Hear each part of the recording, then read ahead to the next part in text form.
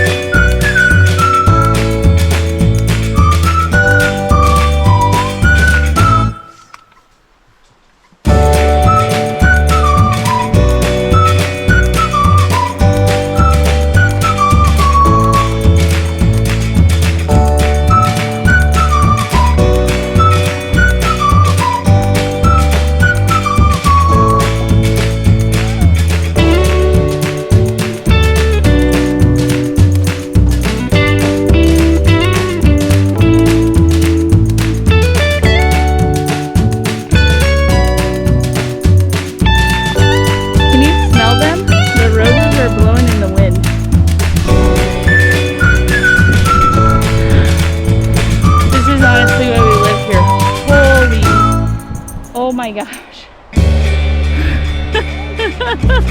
It is so beautiful.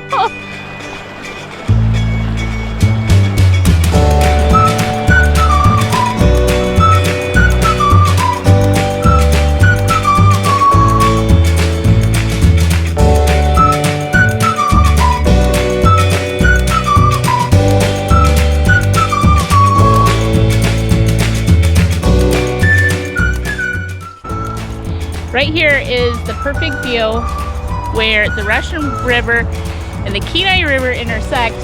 The Kenai is turquoise and the Russian is clear.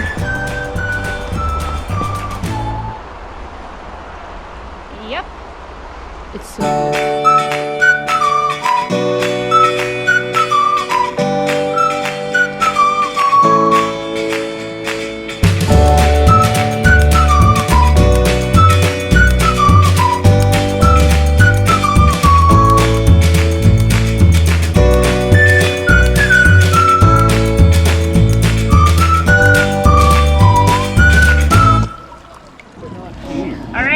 Made it back to the truck and we are making a quick dinner with all the stuff that I got ready yesterday. Let's take a look at that and then we'll put it together. So we are going to start with the dessert, a brown butter peach crumb cake. It is going to go in a 9x9 baking dish. We already have that lined with some parchment over here. We're going to preheat the oven to 350 degrees Fahrenheit. Always check and make sure no one stuck a cast iron pan in there. We've done that before. We have some fresh organic peaches and I'm gonna show you how to process a peach. As we get going, the first thing we wanna do is actually start browning the butter. It takes a little while and then we want it to come back down to temperature. I have 6 tablespoons of butter here. And I wanna keep an eye on this brown butter as it goes, and so we're gonna work right here next to it. Let's talk about how to deal with this peach. Now this one's a really firm one, so it's gonna be a little bit harder to deal with, but I'm going to take this peach here and I'm gonna start slicing around, and when I feel my knife hit the nut or the seed in the center, I'm gonna just take it, turn directions, and keep going just like this until I have sliced the peach, probably 4 or 5 times. Then what happens is it kind of loosens and we look for, start peeling or pulling the pieces off of the seed in the center. I want to continue doing this until I have 3.5 to 4 cups of peaches. We have between 3.5 and 4 cups of fresh peaches here, and to that we're going to add 2 tablespoons of flour as well as 2 tablespoons of brown sugar. I've just pre-mixed that, and then we're going to just toss this together and set it aside. So here is what brown butter looks like. It's all rich and nutty. It has a beautiful color. And then we're going to just set it to the side and let that come down to temperature while we make the streusel topping. For the streusel topping, I have 3/4 of a cup of white flour here. To this, I'm going to add in 2 tablespoons of brown sugar, as well as 2 tablespoons of regular white sugar. Now, because this came out of my storage, it's got a few clumps in it, but I just break those up with my hand. No problem. 2 tablespoons of that. And it says a good heaping 1/8 of a teaspoon of salt, which is just a really good pinch. Using a fork, we're gonna just bring that together, and this is how we're gonna turn it into the streusel topping with 5 tablespoons of melted butter. That goes in, and we make our crumb topping. This should be super dry and crumbly. We are gonna start with our dry ingredients. Let me double check what we have here. We have 1 1⅓ cups all-purpose flour. To that, we're gonna add 1½ teaspoons baking powder, 1/4 teaspoon of salt. Give that a whisk. To this, we are going to add 1/2 of a cup of packed brown sugar, as well as 1/4 cup of white sugar. Again, breaking that up. Using our same measuring cup from before, we're gonna work on the wet ingredients. We have 1/3 of a cup of milk. We're going to add to that 1/3 of a cup of this Greek whole milk yogurt.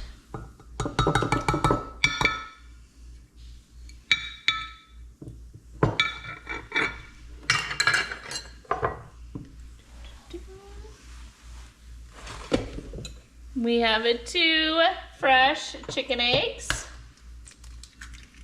1, 2. And then the last of the wet ingredients is a couple of teaspoons of good vanilla. Whisk this.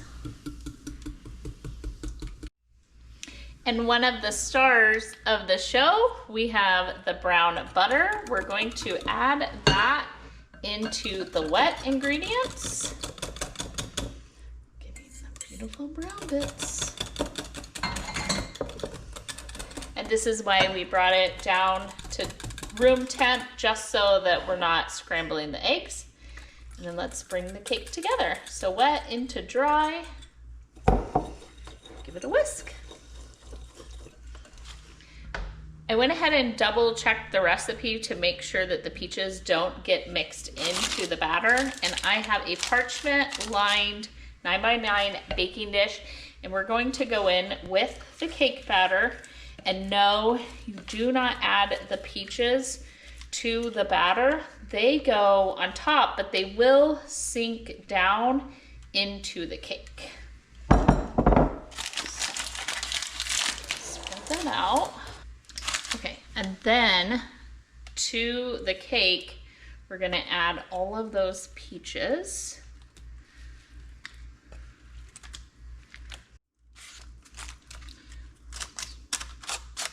Well, it looks pretty. And then into the oven for 40 to 50 minutes until the crumbs are lightly golden brown and the cake feels firm to the touch. While the cake is going, I thought I would go ahead and get started on the tomatoes that are gonna go on the sandwiches. And so I have these beautiful golden cherry tomatoes, aren't they? Oh, or grape tomatoes. They're just tiny. They're vine ripened. They are beautiful, and I'm just going in a baking dish with those. And then I'm just going to add some straight off the porch rosemary and some thyme that we are growing out there, and then also smash up some shallot, dice up some shallot, and then smash up some garlic, and just add all of this into the little baking dish together. It will all cook down, no problem. And then last, you want to top it off with a really good quality olive oil. If you don't do olive oil, you could do like a grapeseed oil or an avocado oil, something like that.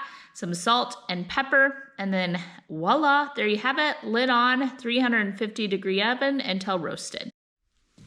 I have here one of the farm fresh chicken breast. We raised these chickens here on our own farm, and I am going to just take it off of the bone.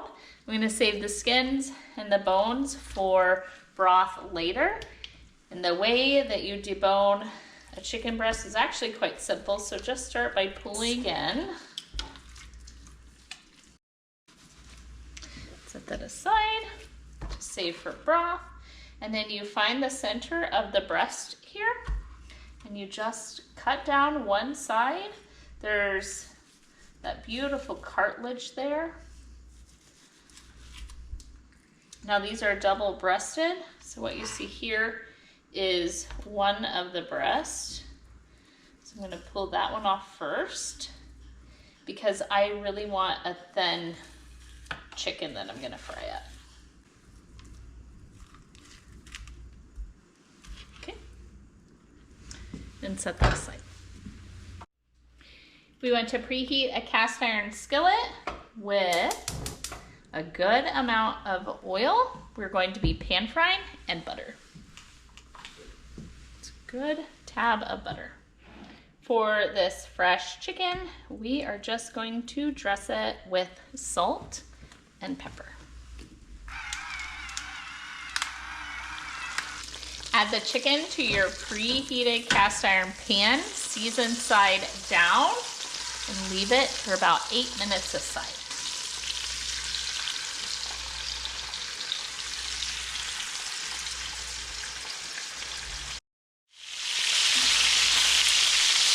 Look at that color.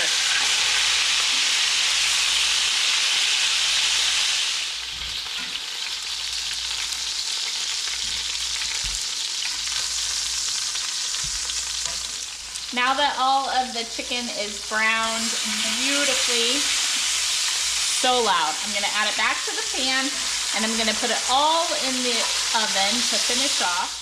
So the chicken needs to be 165 degrees in the fattest part, and that's how we know that it's done.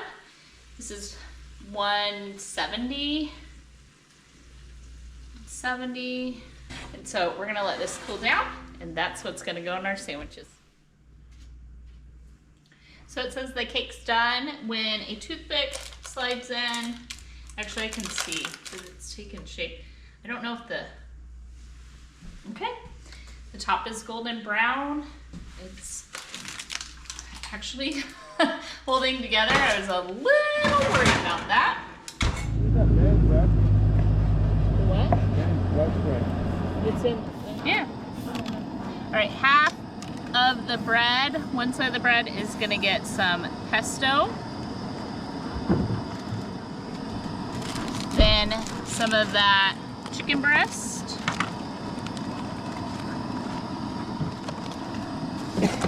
The other side gets those roasted tomatoes in the olive oil with the garlic.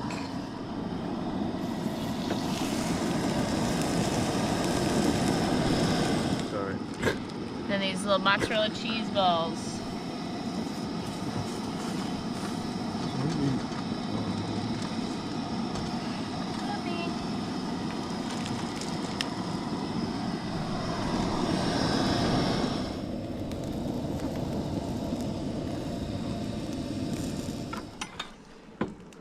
Look at my mom cook.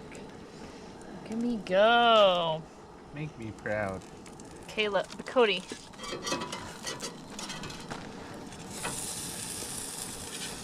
So beautiful.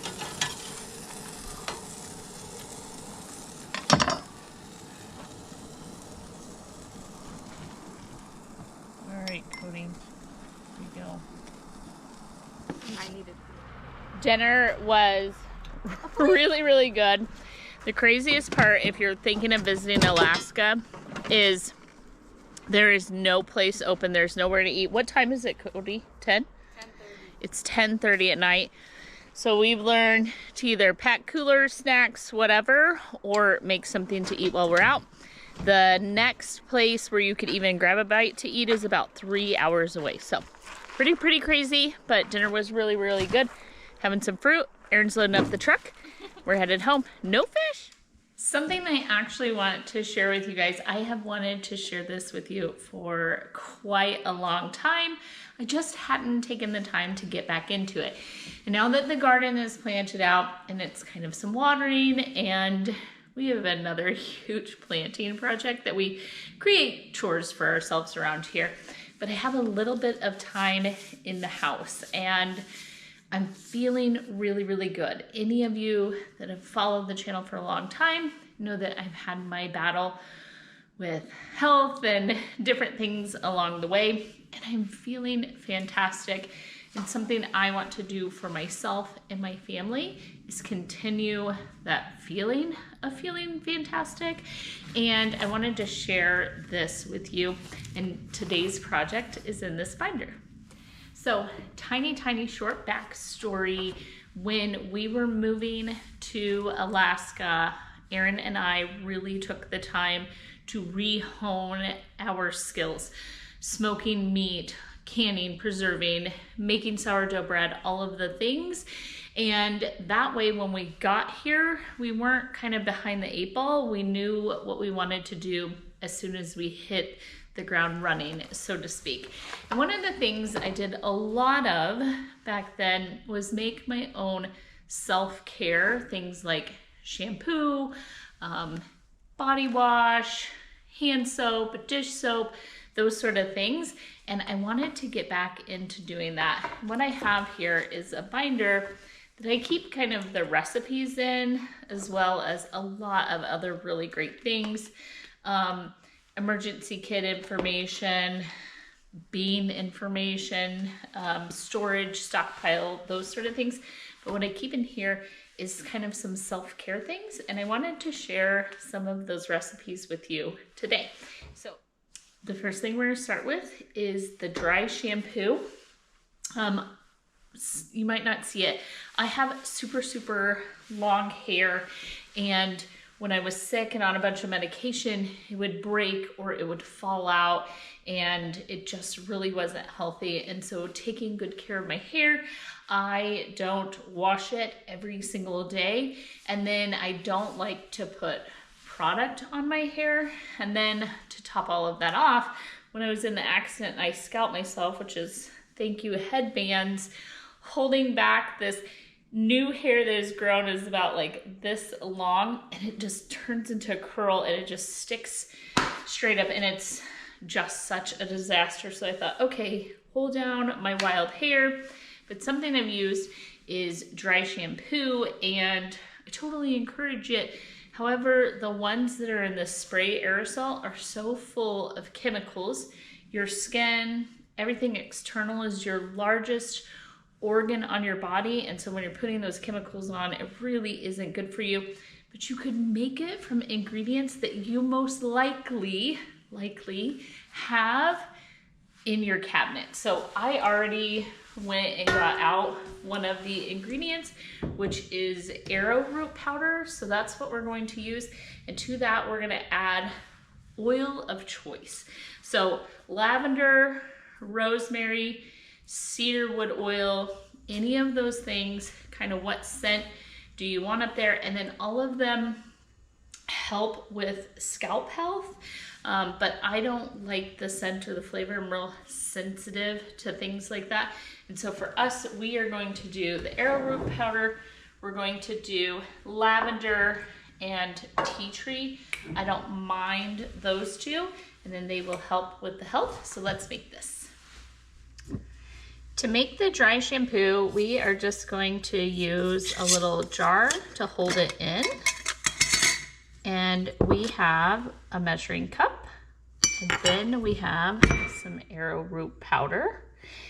And I get my arrowroot powder from Azure, and it is totally fantastic. So we need just a 1/4 cup of this for blonde hair. Put that in.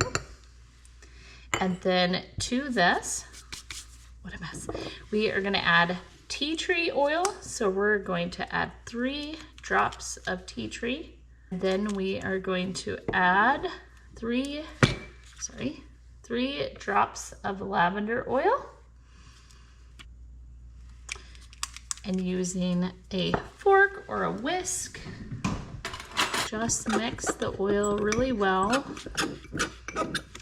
Now this I thought was insane, but this is some organic cocoa. I get that from Azure as well.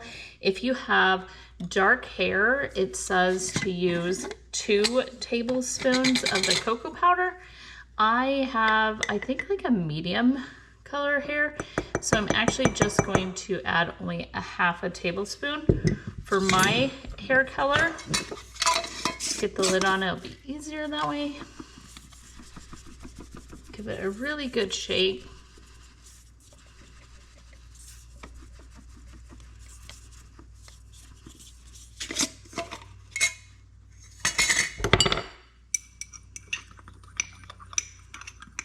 And there we have our dry shampoo. Add a label to the jar. Stored in the bathroom. You're going to apply this with a makeup brush and just rub it in, brush and style the hair as usual. And the arrowroot powder is going to help absorb those oils, and your hair will keep going for several days. So deodorant is one of the areas I struggle with the most, finding something that's just really simple ingredients, easy to read, doesn't have a bunch of additives to it. And the reality is it is so simple to make. And not only that, if you just wash your armpits really well, and even if you have like a little bit of odor or whatever, use some witch hazel or maybe a little rubbing alcohol and just really get yourself clean, and then use a deodorant like this. It really does work super well. Let me show you how we make this. One of the best parts of making stuff like this from scratch is we're using many of the exact same ingredients, just in different ways or different applications, if you will. So the first thing we're gonna do is we're gonna double this because we're gonna go through it. So 2 to 3 tablespoons of coconut oil. So I have Azure's organic expeller pressed coconut oil. So get that. And we're gonna add it to our little mason jar here. Using a mixing bowl and a spatula, I'm actually going to smash it together with the spatula, and then it'll fit in this jar. To that, you want to add a 1/4 cup of the arrowroot powder, which is exactly what we used earlier for the dry shampoo.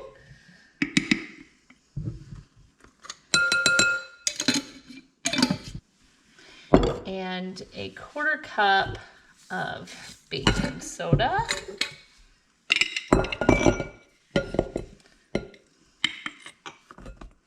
We are going to add our essential oils. I am just going to do lavender as my scent. So I'm going to add about 8 or 10 drops.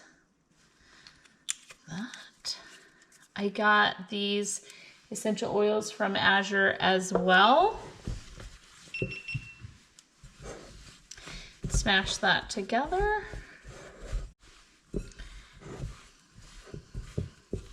Your hands make the best tool. Break up that. And the heat of your hands just makes it super easy to knead it together. Now, we don't want to waste any. Store it in our little mason jar.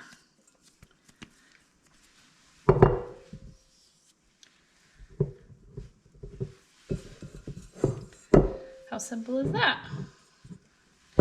And all you want to do is take a little bit of it and use it straight on your pits. All right, after we get it in our little jar, it's so cute, we label it. And for men, your husband, someone else, just choose like a more masculine scent, not necessarily lavender. And it doesn't have to be scented at all either.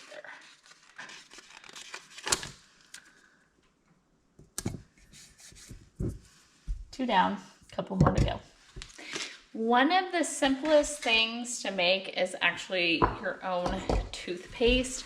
I watch a lot of Bobby from Flav City, and when I ordered one of the like organic recommended toothpaste, which I did get off of Azure, it's very, very expensive, and it's simple to make as well, and again, using many of the same ingredients. So to make toothpaste, we're going to do 4 tablespoons of coconut oil.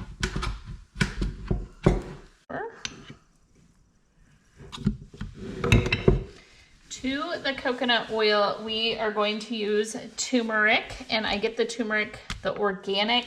The other one I had was not the organic turmeric. It was just the regular turmeric from Azure, and so I did get some organic turmeric. And here's the things. So it says that turmeric has comparable anti-plaque, anti-inflammatory, and antimicrobial properties to more traditional mouthwash. So all of the health benefits for your teeth you can actually get from turmeric. And no, it doesn't stain the teeth. In fact, a lot of people use it for teeth whitening. So we are going to use 2 teaspoons of organic turmeric to the coconut oil.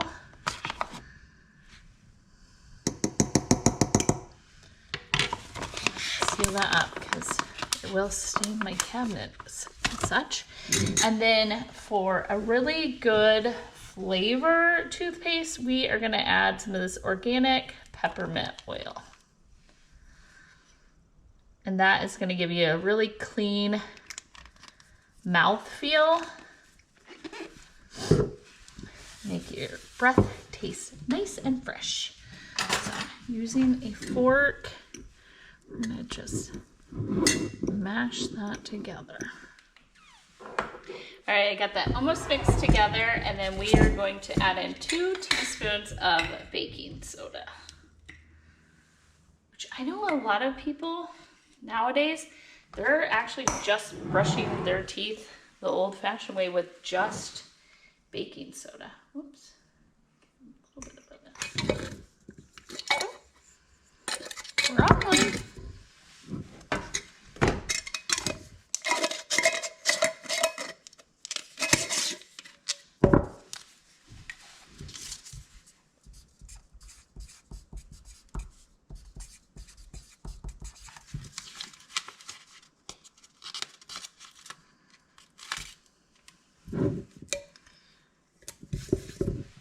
All right, let's talk about making our own homemade shampoo.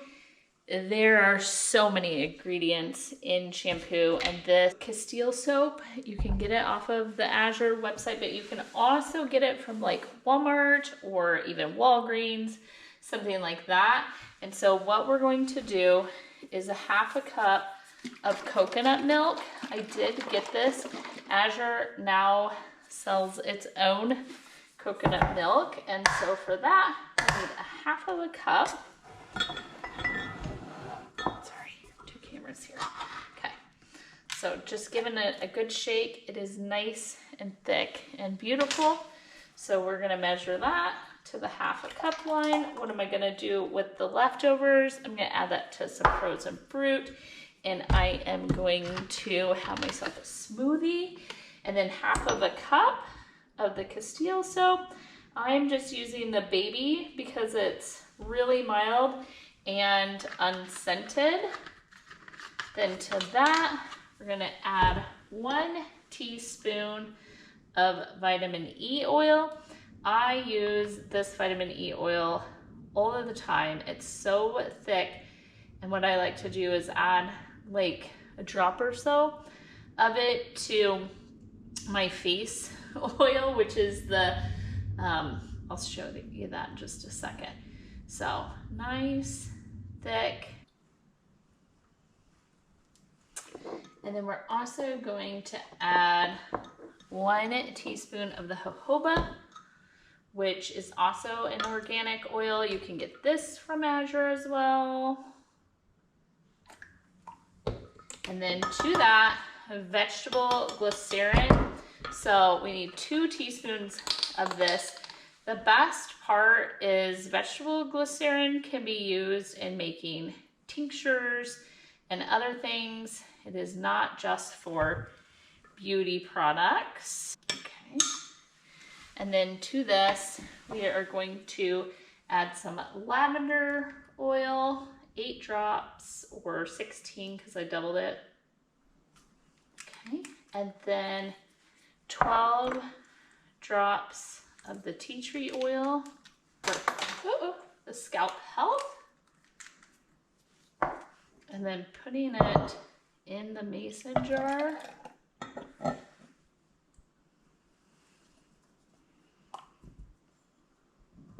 We're just gonna give it a little shake. Look at how sudsy that turned into. So it makes a fantastic shampoo. Store this in your regular cabinet.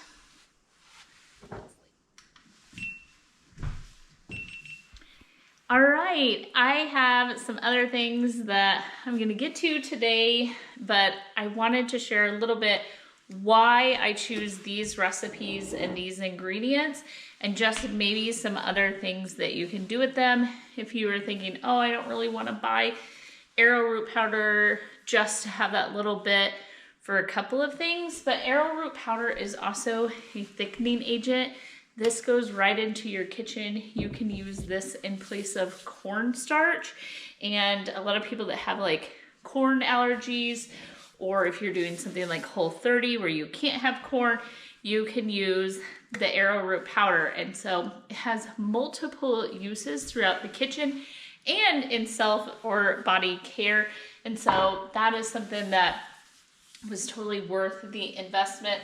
The Castile soap, I don't only use this for shampoo, but this can be used to make dish soap. It can be used to make like a foaming hand wash, a body wash. You can just dilute it and use it straight as a body wash, but you could certainly add something like an aloe vera gel and get something like, right now I'm super dry and the sun is just baking me out there in the garden. And so I need some nutrition added to the skin, or some nurturing done, if you will. And so there's a ton of other uses for this as well. And it is a really, really good product. A couple other things, coconut oil, you cook with that, you use that, it's no big deal.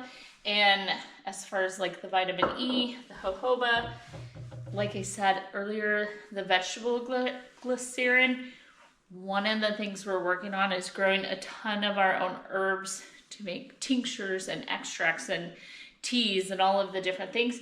We can use this in place of alcohol. So that has so many more uses than just making soap or something like that. The oils, of course, you can use those 100 different ways.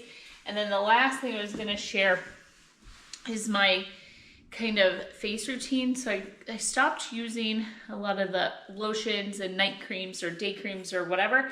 And I just use the castor oil with a drop of the vitamin E, and you get it in your hand, and you can literally use this stuff. I got this off of Amazon. It is a USDA organic certified one, so I just get some in my hand like that, and then the vitamin E.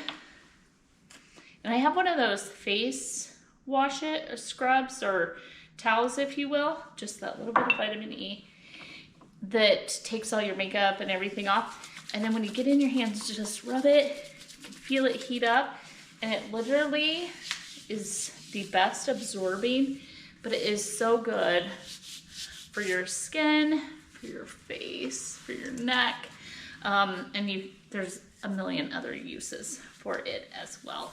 So those are just some of the self-care items I'm making. I hope you enjoy some of these recipes. I'll leave them in the description box. Thanks for joining us on the homestead today. My skin is like literally just, it feels so lovely. It is just drinking that up.